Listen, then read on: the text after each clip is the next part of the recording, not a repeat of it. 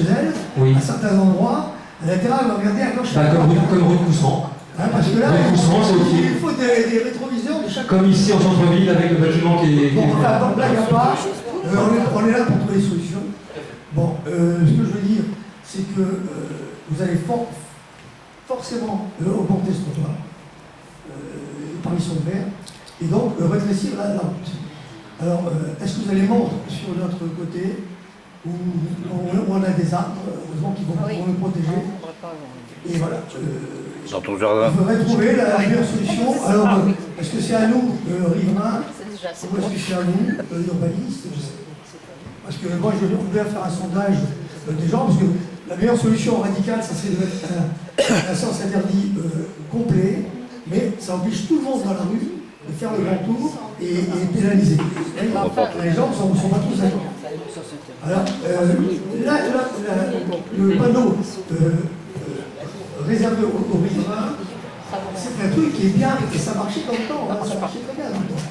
Pourquoi aujourd'hui Samedi, c'était l'autoroute. Pourquoi ça marche pas aujourd'hui? Parce qu'ils ont pris la habitude. Parce que les gens ne respectent rien. Les gens ne respectent rien. Bon, nous, c'est pas qu'on veut que les conduits soient verbalisés, on veut pas que ça marche. On est sur de la prévention et sur un effet psychologique aussi de ne pas accéder dans la résidence pour limiter l'afflux par rapport aux habitants qui vont arriver. Vous allez avoir ce problème. Après, je pense que ce panneau n'aura jamais dû être retiré. Je pense que vous allez avoir ce problème quand ils vont être habitués, premièrement. Et deuxièmement, tout à l'heure, il m'a semblé que vous avez parlé de 45% d'espace vert sur les résidences. Là, j'ai le plan de la résidence qui est en face de chez nous. Là, si vous trouvez 45% d'espace vert, Mais tu comptes pas les pots de fleurs? Les pots de fleurs. non, mais ça, c'était la question un petit peu pertinente.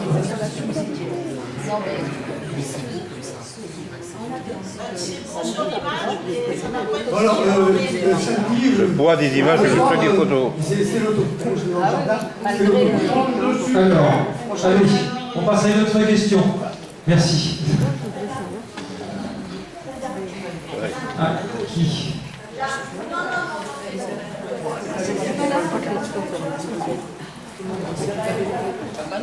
Alors, soyez concis et rapides dans vos questions, comme ça on permet de passer le plus grand nombre d'habitants, s'il vous plaît. Allez-y.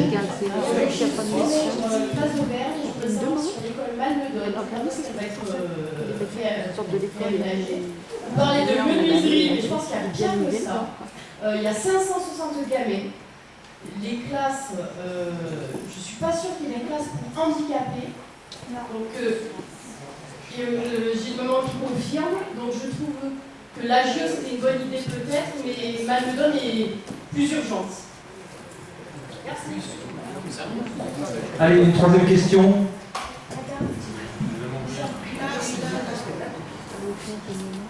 Oui, bonsoir. Résident du square de Cerdagne. Alors, la Cerdagne, c'est un tout petit pays qui se trouve dans le bas de l'Aveyron. Et ici, à Morpa, c'est oublié aussi, ça n'existe pas. Déjà parce que les espaces verts sont en décrépitude totale et personne ne vient pour entretenir les arbres. L'herbe, oui, mais pas les arbres. Enfin, bon, ça, c'est un premier point. On refait la centre, hein, pardonnez-moi de vous couper. Ça sera refait. Non, il n'y a pas de centre. Moi, dans mon square, il n'y a pas de centre, monsieur. D'accord, oui, le score du Cantal. Non, moi, j'ai pas de centre dans le square de Cerdagne. Il n'y en a aucune. C'est un cul-de-sac, le square de Cerdagne. D'autre part, vous avez parlé tout à l'heure que vous nous imposiez, en fait, que nous avions des badges pour résidents pour avoir nos places. Donc là, on est en train de... Je pense qu'il y a beaucoup de gens qui vont à la gare de la Verrière, et exemple, ce matin, exemple, mercredi et vendredi dernier, des gens qui viennent placer leur voiture sans badge, on ne les incrimine pas, on ne met pas de PV, parce que c'est pas utile, c'est des gens qui viennent en toute impunité venir squatter notre endroit, la Malmedon, pour lesquels nous sommes obligés d'avoir des badges, on nous contraint de mettre des badges, et il n'y a pas. Pour eux, il n'y a pas, donc ils se mettent où ils veulent. D'autre part, un autre point, vous parlez tout à l'heure aussi des voitures qui sont, des rues qui sont en sens unique. Je me demande pourquoi la rue de l'avenue du Roussillon est en sens unique, étant donné que l'on voit à longueur de journée des voitures qui prennent, alors voitures en premier, parce que ça m'est arrivé un soir en rentrant chez moi, de nous retrouver face à face à une voiture, et le conducteur m'a prié, mais prié du fond du cœur, que je lui laisse passer. J'ai dit non mon pote, tu vas jusqu'au bout, et reculons. D'autre part, il n'y a pas que les voitures, il y a aussi des vélos. Et j'ai failli, je dis bien failli, un soir où il faisait nuit, un vélo sans lumière, le conducteur de ce vélo, malheureusement pour lui, était noir, donc je ne l'ai pas vu, j'ai failli l'écraser. Donc, ça commence à bien. Alors, quand ce sont des gens comme ça, mais il y a aussi des familles entières qui prennent cette avenue en sens inverse, jusqu'au jour où il y aura quelqu'un sur le pavé. Que comptez-vous faire? Ok, alors, il y a plusieurs questions. Donc l'avenue du Béarn. Alors en fait, il y a des problèmes de circulation qui rentrent dans le cadre du plan de circulation que mène François. Je sais que le quartier d'Amazon, c'est pas simple. Mon prédécesseur avait mis en place les badges, les macarons que vous avez, qui ont permis de pacifier. La problématique, j'allais dire, c'est que quand on n'est pas sur une privatisation de l'espace public, du coup les macarons ils ont des effets psychologiques parce qu'on ne peut pas verbaliser. Parce que tout le monde peut utiliser l'espace public. Alors, le macaron est fait pour vous, et on ne peut verbaliser que lorsque le véhicule est sur une zone bleue. Je crois que le macaron, qu'il vous permet d'être exonéré de verbalisation si vous êtes sur une place de zone bleue. Alors, moi, je décidé personnellement de ne pas le prendre, ce bâton. Personnellement, j'ai décidé de ne plus le prendre, parce que je me dis, moi, je suis chez moi, j'ai le droit de me garer. Ah, vous pouvez, bien sûr. Voilà, mais je vous préviens que si je me fais aligner par une pub, je ne la paierai pas. Et ça, c'est pareil. Si je ne me trompe pas, c'est ça. Les macarons, c'est fait pour que vous n'ayez pas justement à mettre votre disque, monsieur. Oui. Et les PV. Mais alors pourquoi vous verbalisez pas les gens qui viennent squatter, qui n'ont pas de macarons? Alors, est-ce que. Il a fallu, mercredi et vendredi, il a fallu que je fasse un mail à la mairie pour pouvoir aligner quelqu'un qui est garé sur un trottoir, qui est matriculé en 75, qui est là depuis 2 jours. Alors, et on m'a dit non, on ne peut pas le verbaliser.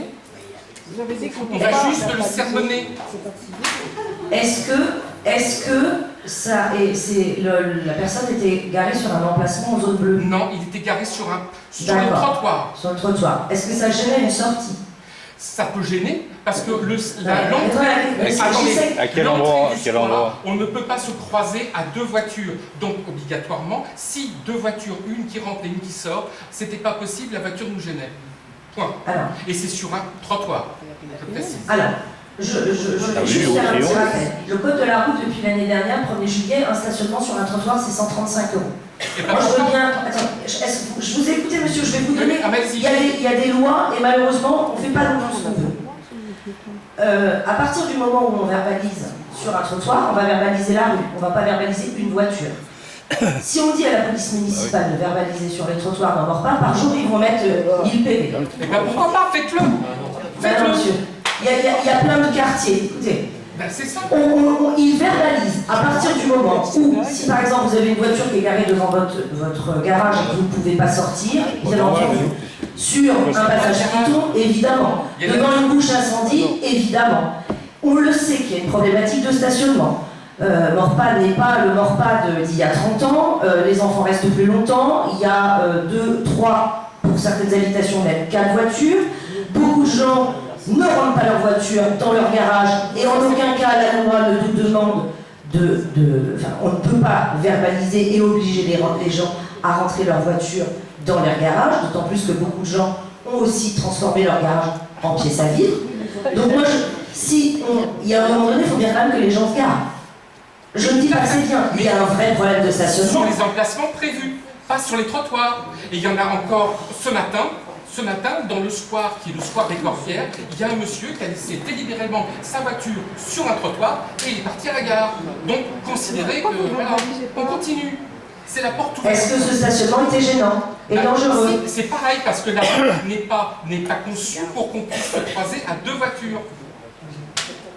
Vous me donnerez l'adresse exacte tout à l'heure, c'est Ah ben, je vous dis le square des Corbières et square de Cerdagne. Point. Ok, c'est noté. Les squares. Ce que je vous propose, c'est que... Et alors, moi j'ai encore une autre question rapidement. C'est, je me pose la question de savoir, là où vous allez mettre, il y a des gens qui vont construire, vous allez construire du côté d'Auchan. Les gens, quand ils vont comprendre qu'ils doivent aller à la gare, ils vont pas y aller à pied, ils vont prendre la voiture. Et ils vont venir où? Dans le quartier La Malmedonne, n'est-ce pas? Ça, c'est sûr.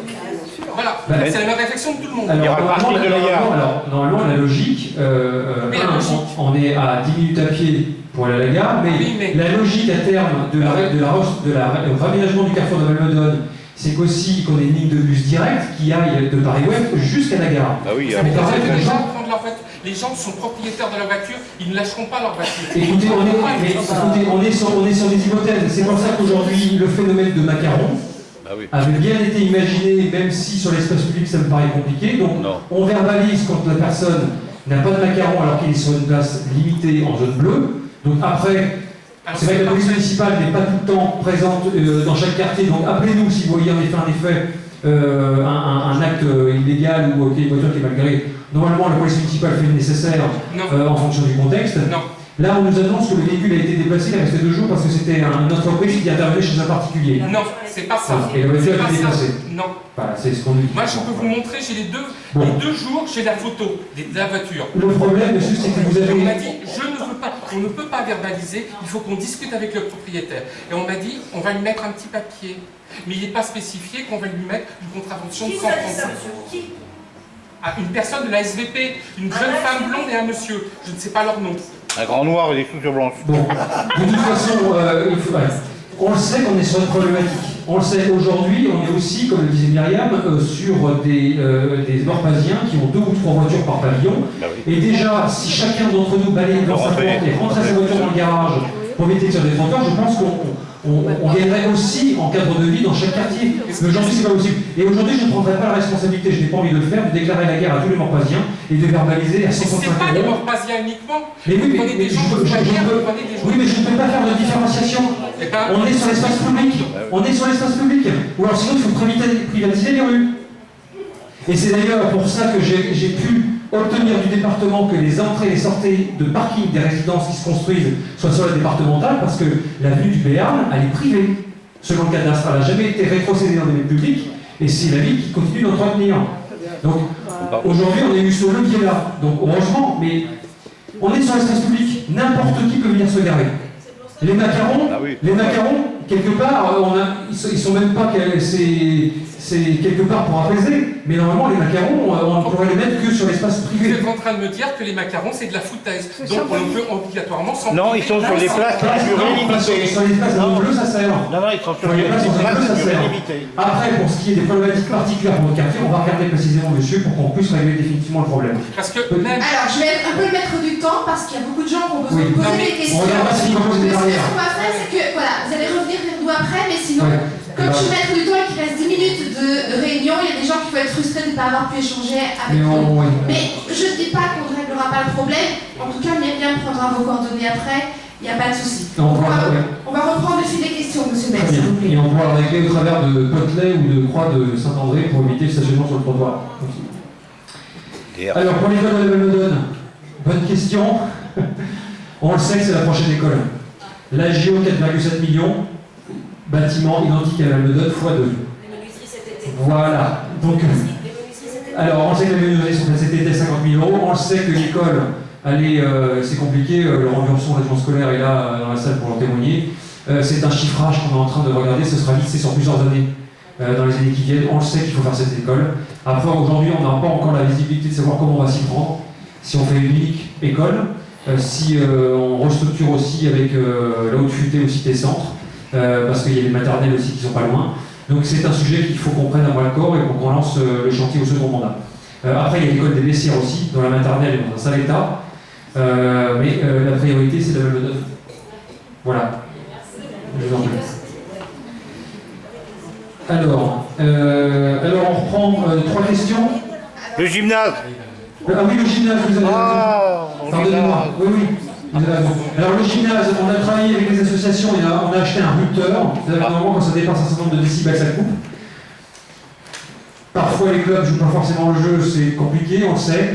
On sait qu'on est face à un phénomène structurel lié au bâtiment. Donc le problème c'est qu'on a fait chiffrer, ça coûte une fortune de isoler tout le bâtiment. Je crois plutôt à la bonne intelligence qu'on ait avec les clubs pour leur rappeler chaque fois. Alors c'est vrai qu'il n'y a pas longtemps, on a eu une compétition d'un club sportif le dimanche a été bien sévère, le vélo vous est là. Normalement c'est pas autorisé. On a fait un rappel au club. Donc à chaque fois c'est un travail à faire avec les associations. C'est toute la problématique d'avoir ce type d'équipement public dans un tissu urbain constitué autour de logements. Voilà, moi je ne vois pas comment on ferait des milliers d'euros sinon pour refaire tout le gymnase. Pour le moment c'est pas la priorité vu l'état des écoles. On est plutôt sur un dialogue avec le milieu associatif. Et des ballons en mousse? Des ballons en mousse. Allez, 3 questions encore. Il y a Mme Dizali et Mme qui est derrière. Et il y aura donc deux autres questions, parce qu'après on va dépasser le temps. Madame Dizali, rue de Saint-Onge.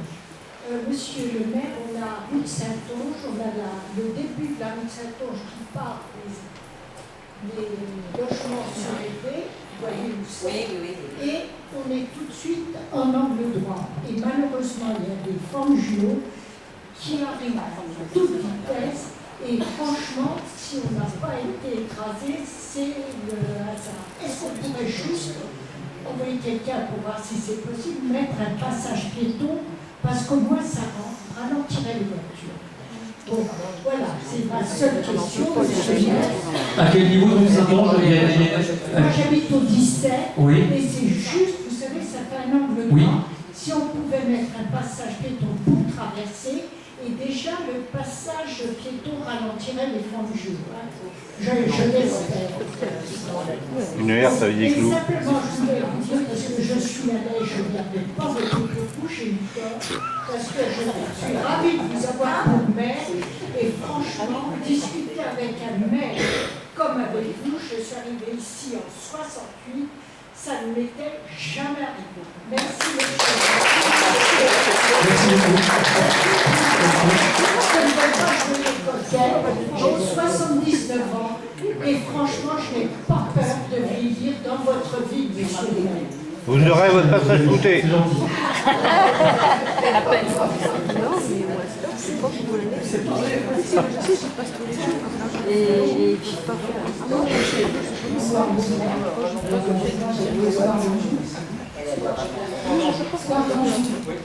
En fait, vous avez laissé un courrier très activant concernant l'évacuation, je n'ai pas une réponse.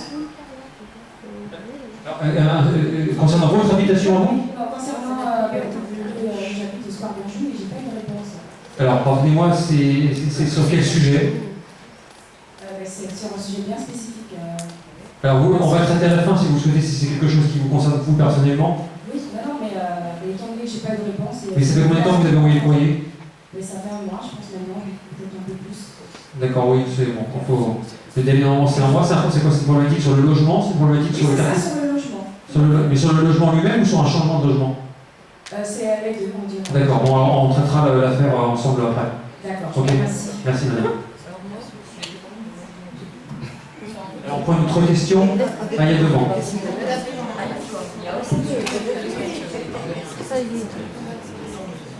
Toujours passer à côté.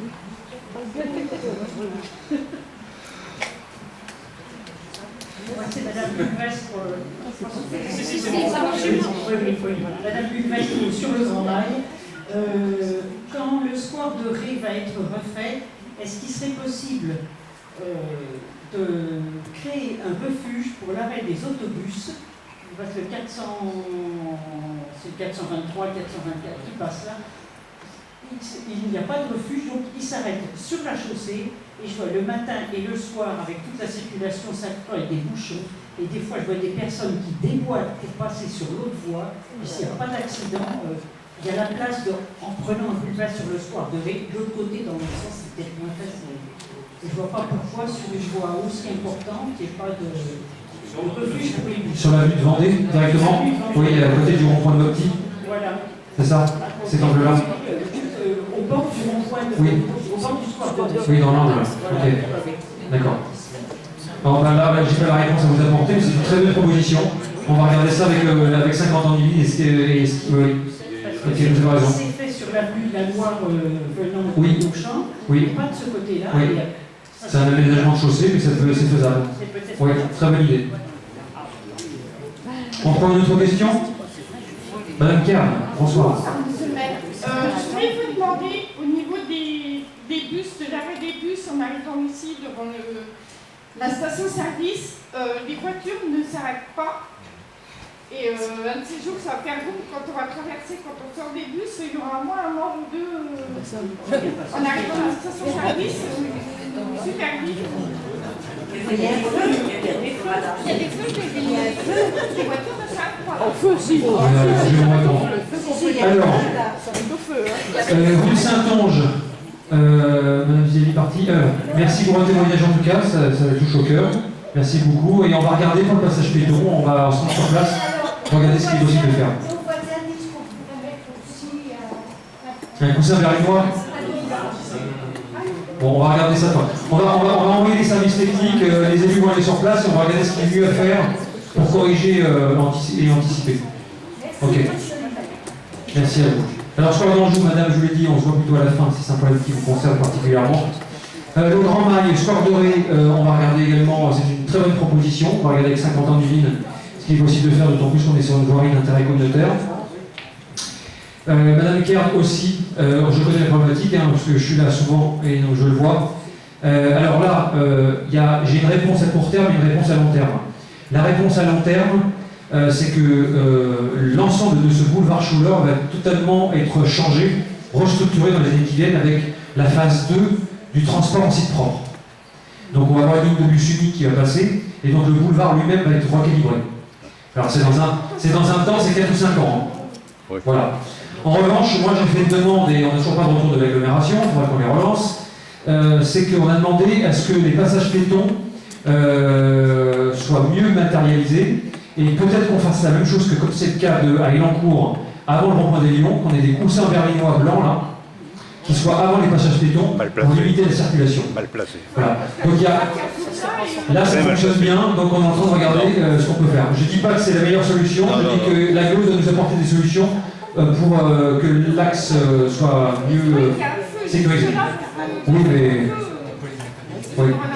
Monsieur, vous avez une proposition? Oui, des couleurs bleues sur les passages piqués, ce serait une solution. Alors en fait, on avait soumis cette solution-là, sauf que le problématique, c'est que comme on est sur un contrat qui est régi par l'agglomération, il n'y a pas de volonté d'aller dans ce sens-là.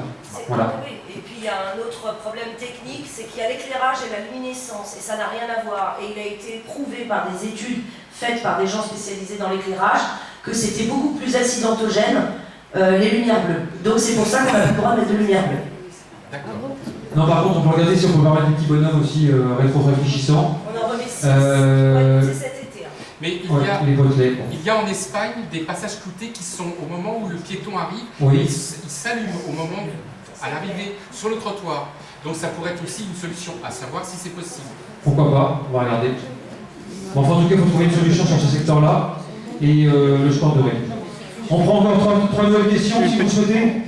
Et 3 dernières. Oui. On lève les deux là. Bonsoir Monsieur le maire, Jocelyne Audran, à Bourbonnais. Vous souhaitez fortement redynamiser le centre-ville. Or, nous savons maintenant que le magasin de vêtements Folies Milord va être cédé à Rock Éclair. Alors, pour redynamiser le centre-ville... Avec le relax. D'autant plus qu'il y a le roi à côté. Qu'est-ce qui s'est passé dans cette affaire avec Madame Aïdou? Avec la résidence senior, ça allait. Question suivante. Je vais réagir après. Oui. Avec les travaux de la Côte d'Or. Oui. Il y a 2 marches devant le salon de beauté Guinaud. Oui. Qui sont dangereuses.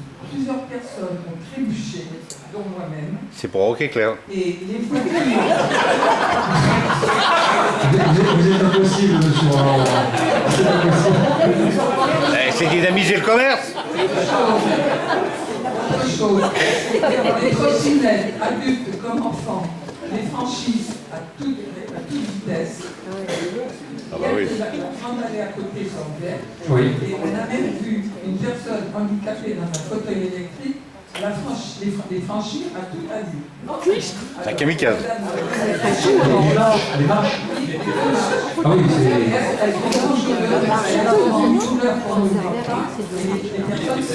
bon, on a le directeur des services techniques du pôle Cadre qui est là. Et on n'a pas encore fait la réception des travaux parce qu'il y a encore des dalles à changer, il y a des choses à changer, etc. Donc il y a l'étanchéité des véhicules. Donc vous avez raison de nous identifier ce problème-là. Il faut qu'on le traite. En effet, si c'est pas utile et qu'on a des personnes handicapées qui acheter des brosses. volent, je crois, c'est compliqué. D'accord. Alors, Et on va prendre une dernière question. Avenue du Quercy. Devant, faut pas se mettre devant. Avenue du Quercy. 10 questions à vous tout seul. Il y a des gens qui n'ont pas encore parlé. Mais c'est bien, mais c'est bien. Mais c'est Alors, Avenue laisse du parler Quercy. monsieur. Allez-y monsieur, on vous laisse vous présenter. Bonsoir, j'habite, ça marche là, vous m'entendez? Oui, oui. J'habite avenue de la Madeleine, donc au centre-ville. Je voudrais juste aborder le problème des médecins. Alors je ne vais pas faire la séquence nostalgie, parce qu'il y a fait il y a 30 ans, hein.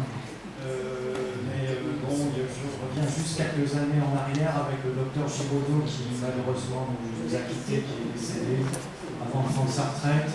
Alors il y a eu quelques médecins, dont le docteur Delavis, si je me souviens bien, et qui est venue. Après, elle est partie comme ça brutalement. On ne sait pas ce qu'elle est devenue, où elle est partie. Et donc, le centre médical des Pyramides, je crois qu'il y a un médecin qui va partir en retraite et c'est un problème. Je suis pasteur aussi. Si vous pouviez œuvrer pour qu'on passe, qui fait vraiment bon vivre et qu'on va faire. ok, je vais vous répondre aussi. Alors, Rock éclair. Pas de médecin. Ok, clair. Je vous l'ai dit, non mais ça c'est très de plaisanterie. Le commerce de proximité, je vous l'assure, on le voit dans le lit avec Elsa, mon adjointe, c'est le sujet pour un élu qui est le plus compliqué à traiter. Parce qu'on n'a pas la main. On est avec le recul, alors M. Riboud n'est pas là, mais je dirais que je devrais. Je pense que l'erreur qui a été faite dans le passé, c'est que M. Riboud ait vendu tous les pieds de commerce. Il aurait dû rester propriétaire. Et on aurait eu une stratégie d'ensemble sur tout le centre-ville et ailleurs, parce qu'on aurait eu la main. Et on aurait eu la main sur les murs. Et aujourd'hui, ce qui s'est passé, c'est qu'on n'est pas dans une session de bail. Il y a eu une négociation qui s'est opérée entre les deux, entre les partenaires, entre Milor qui s'en va, l'ancienne gérante, propriétaire du fonds, et Rock Éclair. Et là, on n'a pas la main. Et donc là, la puissance publique que nous sommes, c'est comme Guapaz à côté, où il y a la forêt qui s'installe, et on n'a pas la main non plus. Et ça, c'est un vrai problème parce que je le vis quelque part comme une injustice, parce que les habitants, et c'est bien qu'on fasse ces réunions de quartier pour qu'on puisse vous le dire, c'est que vous avez une attente qui est très forte dans le commerce de proximité. Et on aimerait retrouver un peu cette nostalgie qu'on avait dans les années 80 ou au début 90, avec un poissonnier, des épiceries, une fromagerie. Alors on a réussi, il y a le coin du sommelier qui est arrivé. On a travaillé avec eux en toute intelligence, ils étaient chez Fleuriste avant, on a réussi à travailler avec eux, avec Elsa pour qu'ils se déplacent, ils ont accepté. Du coup maintenant ils sont propriétaires de leurs murs et ils bougent sur le centre-ville. Et on aimerait retrouver ça. Et quand on a appris que c'était encore des pompes funèbres qui arrivaient à côté d'autres pompes funèbres, on s'est dit c'est pas possible. Et l'agence immobilière qui est à côté, pareil. Donc là on essaye de travailler la réglementation. Alors sachez également, le PLU, le plan local d'urbanisme qui sera voté à la rentrée, interdira la mutation des commerces de proximité qui ne sont pas tertiaires en tertiaires. C'est-à-dire, la boucherie, si un jour elle devait de nouveau partir, ne pourrait plus se transformer en agence immobilière, en banque ou en assurance. Ce sera plus possible. Là, la loi, aujourd'hui, est un peu avec nous. Elle nous permet d'avoir ce levier-là, donc on a mis un périmètre limité, parce que là aussi, sachez que la liberté d'installation des commerces est protégée par la Constitution, et la puissance publique ne peut pas faire n'importe quoi. Et donc aujourd'hui, on est face... moi j'ai un pouvoir de préemption sur les murs, sur les fonds et sur les baux. Mais quand il y a une négociation entre privés et qu'il n'y a pas de cession de bail, je ne peux rien faire. C'est pas toujours mauvais, Bah oui.